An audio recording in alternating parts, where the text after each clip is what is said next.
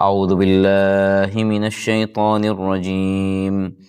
الذين يوفون بعهد الله ولا ينقضون الميثاق والذين يصلون ما أمر الله به أن يوصل ويخشون ربهم ويخافون سوء الحساب والذين صبروا ابتغاء وجه ربهم وأقاموا الصلاة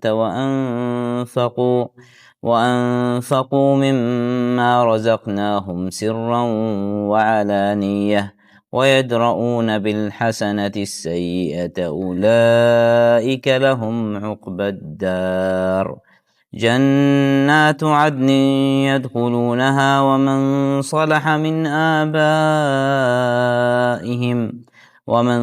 من آبائهم وأزواجهم وذرياتهم والملائكة يدخلون عليهم من كل باب سلام عليكم بما صبرتم فنعم عقبى الدار.